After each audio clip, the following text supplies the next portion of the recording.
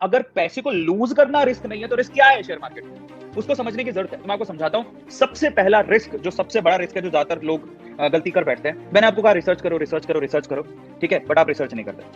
आपने क्या किया? हाँ, अरविंद सर ने बोला ये शेयर बहुत अच्छा है, टिप दी है, फटाफट से बिना रिसर्च के आपने पैसा लगा दिया, वो एक रिस्क है।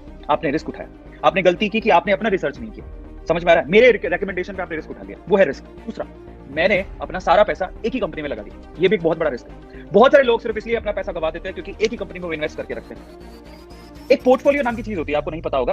पोर्टफोलियो का मतलब ये होता है कि आपके डीमेट अकाउंट में आपने कितनी कंपनियों के शेयर खरीद रखे हैं, उस बंच को बेसिकली पोर्टफोलियो बोला जाता है।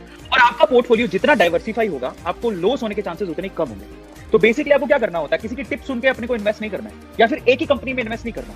हमें अपने पोर्टफोलियो को, जिसमें मैं इन्वेस्ट कर रहा हूं, मुझे डाइवर्सिफाई करना है। मुझे एक ही कंपनी में पैसा नहीं लगाना, या एक ही सेक्टर में पैसा नहीं लगाना। समस्या क्या होती है? मैंने बोला बैंक वाले जो शेयर्स होते हैं बहुत अच्छा करेंगे, आपने ना, चलो आप, और मैंने ये भी कहा कि आपको ना एक ही कंपनी पैसा नहीं लगाना, तो आपने क्या किया, एक ही सेक्टर में पैसा लगा दिया। आईसीआईसी खरीद लिया, एचडीएफसी खरीद लिया, एसबीआई खरीद लिया, है ना, येस बैंक खरीद लिया, देना बैंक खरीद लिया, मल्टीबैगर खरीद लिया, और कोई चिप ग्रोथ मतलब ब्लू चिप वाले शेयर्स भी खरीद लिया, लेकिन आपने बैंक के सेक्टर में लगा दिया। लेकिन तब क्या होगा, जब मान लो गवर्नमेंट अचानक से बदल दी और गवर्नमेंट ने कहा कि आरबीआई नए रूल लेके आएगी, जब आरबीआई नए रूल लेके आएगी तो वो क्या होगा, सारे के सारे बैंक पे लगेगा, सारे बैंक के शेयर गिरेंगे। तब आप क्या करोगे? और ये सीख मुझे कब मिली थी, जब मैंने येस बैंक में अपना, मतलब आप बिलीव नहीं करोगे, मेरा जितना पैसा था उसमें से 80% शुरू की बात बता रहा हूं, जो पहले दिन जितना पैसा मैंने लगाया था उसका 80% पैसा मैंने शेयर मार्केट में येस बैंक पर लगा रखा था। जब येस बैंक डूबा, मतलब मेरा 80% पोर्टफोलियो का पैसा डूब चुका था।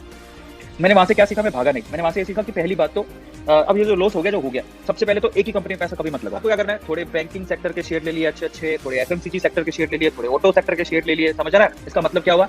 ऐसा नहीं कि सिर्फ एक ही कंपनी में पैसा लगाना रिस्की है, वो कभी नहीं करना। एक ही सेक्टर में भी पैसा लगाना रिस्की है।